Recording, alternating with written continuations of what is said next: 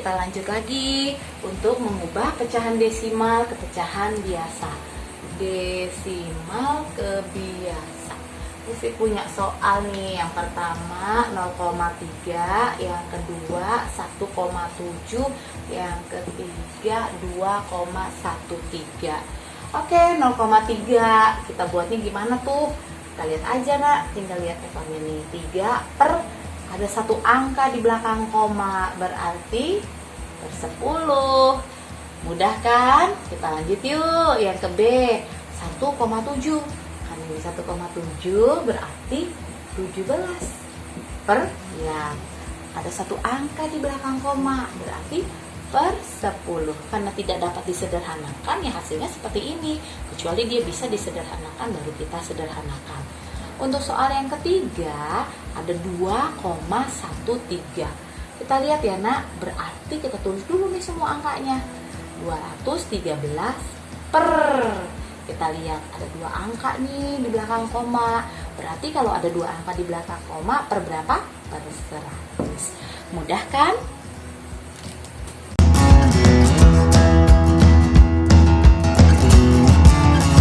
Oke anak-anak, masih tetap semangat kan? Kita lanjut lagi yuk. Sekarang kita mau belajar tentang bagaimana cara mengubah pecahan desimal ke pecahan campuran. Masih sama ya nak, kita harus tetap mengubah ke dalam pecahan biasa terlebih dahulu. Tapi perlu kita perhatikan baik-baik. Tidak semua pecahan desimal dapat diubah ke dalam pecahan campuran. Kita perhatikan contoh yang pertama. 0,3, dia termasuk pecahan desimal. Kalau kita ubah ke dalam pecahan biasa berarti 3/10, seperti yang sudah kita bahas. Namun dia tidak dapat diubah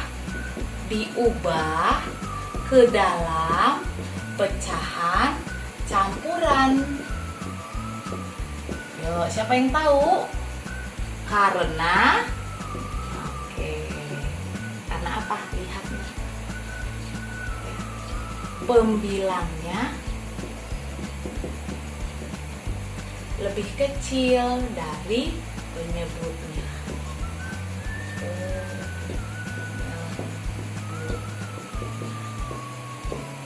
Padahal syaratnya ya, syarat dapat dijadikan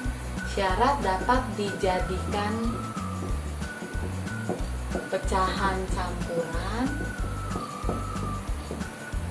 jika pembilang lebih dari penyebutnya. Nah, ini harus di garis bawah nih ya, kita kasih awan nih ya, supaya kamu nanti tahu alasannya nih. Syarat dijadikan pecahan campuran jika pembilang lebih dari penyebutnya. Jadi kita masuk deh ke soal yang kedua. 1,7 ya, berarti 17 per 10. Lihat syaratnya. Pembilangnya lebih dari penyebutnya. Pembilangnya 17, penyebutnya 10. Jadi ini bisa kita ubah ke dalam pecahan campuran. Bagaimana caranya? Sama seperti yang sudah kita pelajari, yaitu dengan porogapit. 17 dibagi 10 paling dekat dengan 1. Ya, 1. Lalu 1 kali 10, 10 dikurang 7. 7 itu sebagai sisa. Nah, sisa kita taruh di atas per penyebutnya ya, kita tinggal pindahkan ya. 17 dibagi 10 tadi 1, sisanya 7 per penyebutnya, seperti itu. Mudah ya. Kita lanjut yuk yang ke C nih, yang ketiga nih. Berarti ini 213 per berapa?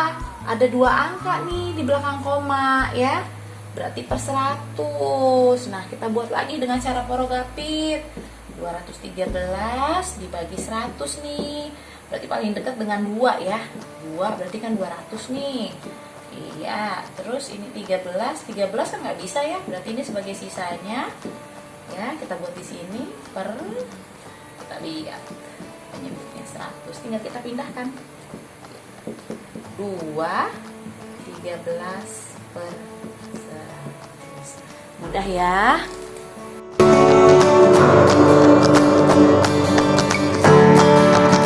Oke, masih tetap semangat ya. Yuk kita simak lagi penjelasan Bu Pip tentang bagaimana cara mengubah pecahan desimal ke pecahan persen. Kita kasih garis bawah dulu yuk.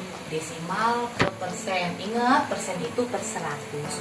Contohnya 0,3. Kita ubah dulu ya nak ke dalam pecahan biasa. Selalu diubah dulu ke dalam pecahan biasa. Kalau 0,3 berarti 3/10. Ingat, persen artinya per 100. Berarti berapa ya? Dikali 10 hasilnya jadi 100 per 100 tuh. Berarti 100 dibagi 10 berarti berapa ya? 10. Iya, kalau di bawah dikalikan 10 berarti dikalikan.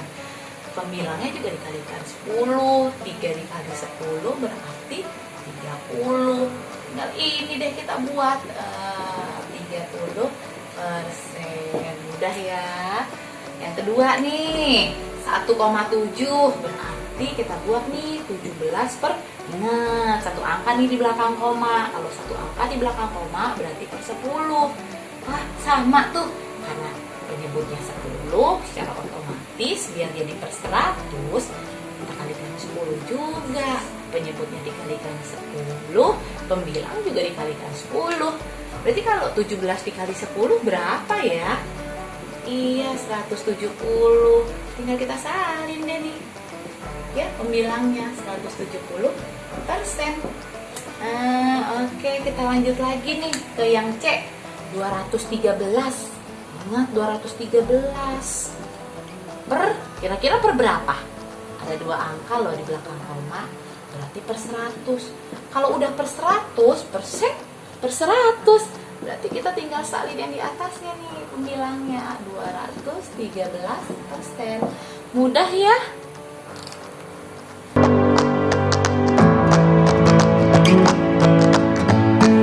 Ayo anak-anak, kita kembali semangat lagi ya. Kita mau membahas tentang bagaimana cara mengubah pecahan persen ke pecahan biasa. Persen ke pecahan biasa. Di sini ada contoh Bu Pip buat 10%, artinya 10 per 100. Berhubung sekarang kita sudah di kelas 5, pecahan biasanya harus sampai yang paling sederhana.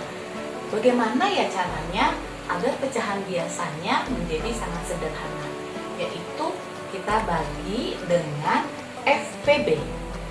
FPB dari 10 dan 100.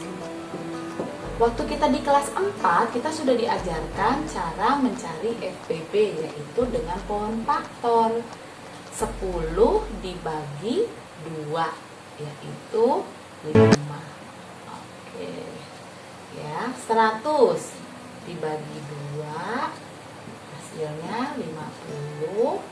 50 dibagi 2 hasilnya 25. 25 dibagi 5 hasilnya 5. Kita tinggal buat faktorisasi prima dari 10, yaitu 2 dikali 5. Faktorisasi prima dari 100, yaitu kita lihat 2-nya ada 2 ya, jadi 2 pangkat 2 dikali 5. 5-nya ada 2, jadi 5 pangkat 2. FPB kita harus buat kata kuncinya faktor yang sama pangkat terkecil ya. Jadi faktor yang sama pangkatnya paling kecil. Kita lihat nih faktor yang samanya nih ada 2 sama ada 5 ya. Kita lihat di antara 2 ini ada 2 pangkat 1 alias 2 sama 2 pangkat 2 ya. Dengan 2 pangkat 2 berarti yang paling kecil yang mana? 2 saja ya alias 2 pangkat 1. 5 pangkat 1 atau 5 saja. Dengan 5 pangkat 2 berarti yang paling kecil adalah 5 gitu. Jadi 2 dikali 5 adalah 10. Maka FPB-nya 10. Kita tinggal pindahkan nih ke atas ya. 10 kali 10. Nih FPB-nya sama dengan 1 ya. 10 dibagi 10 1, 100 dibagi 10 10. Jadi pecahan sederhananya 1/10.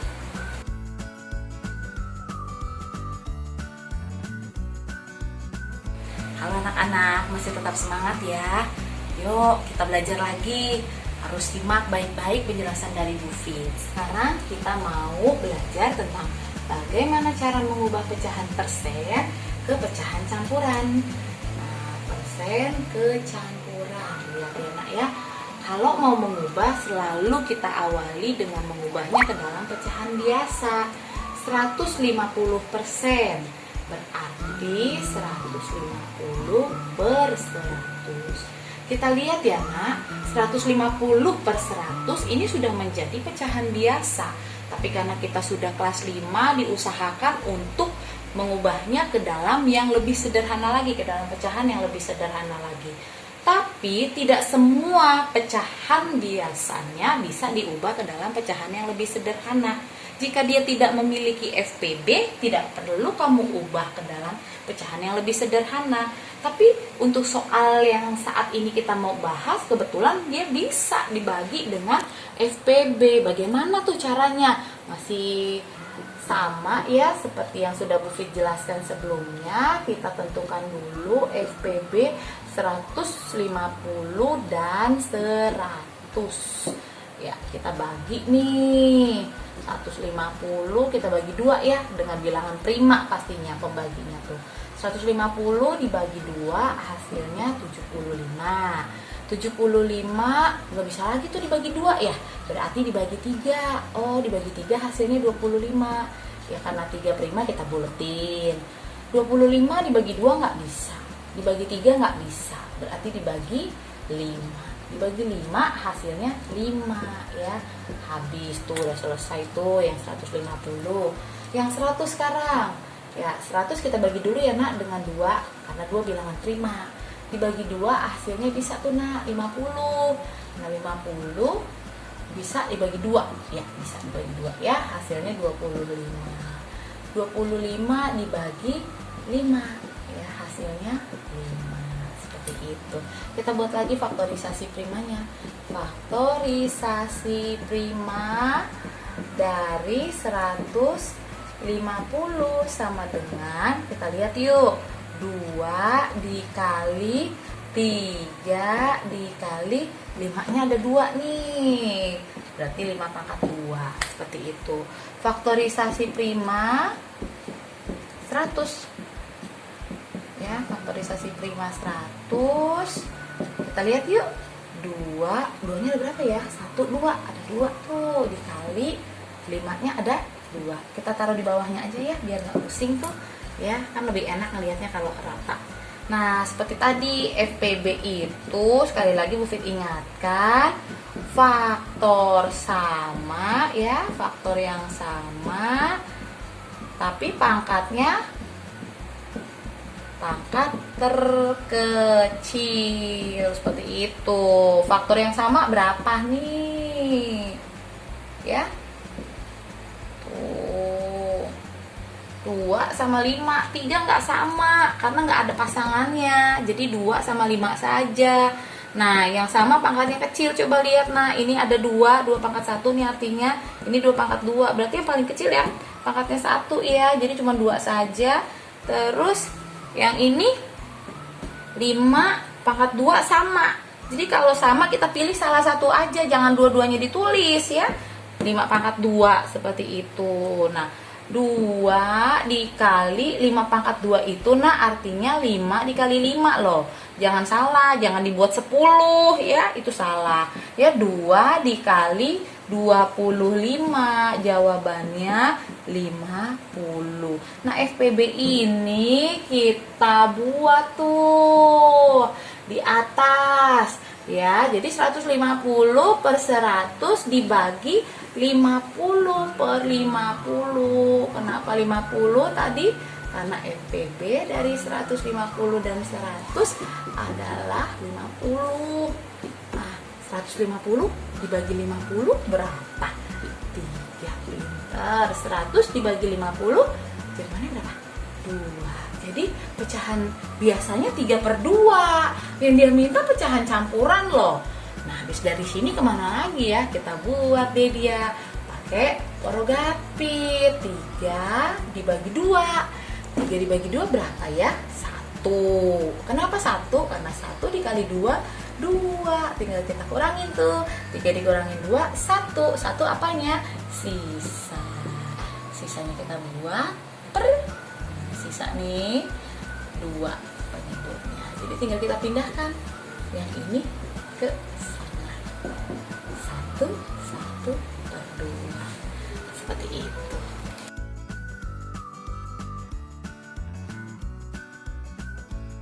Oke, masih tetap semangat ya anak-anak. Jangan mudah bosan. Ya, harus tetap semangat. Yuk, kita belajar lagi yuk. Bagaimana cara mengubah pecahan persen ke pecahan desimal. Yuk, ini persen ke desimal. Ingat ya, langkah pertama harus diubah dulu ke dalam pecahan biasa. Oke, 25%. Pecahan biasanya berapa? Berarti 25 per 100. Ingat, kalau mau diubah ke dalam desimal harus diubah ke per 10, penyebutnya per 100 atau per 1000. Kebetulan kita udah per 100, jadi gampang banget, tinggal susun aja tuh. Kalau per 100 berarti ada 2 angka di belakang koma, berarti karena depannya ya ini 25, tinggal dibuat 25, depannya kan nggak ada nih, jadi 0,25. Selesai. Ya kan? Mudah ya. Kita kembali lagi nih ke yang B. Ini bagaimana lagi nih yang B nih? Kita lihat nih. Ya, pecahannya 125%. Kita ubah dulu ke dalam pecahan biasa. Berapa tuh? 125 per 100. Ya, ini kan yang di atas nih kita salin dulu nih. 125. Enggak. Sama seperti yang ini kan tinggal kita salin nih sebenarnya.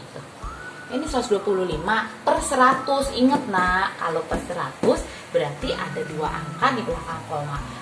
1, 2, koma. Selesai, mudah kan?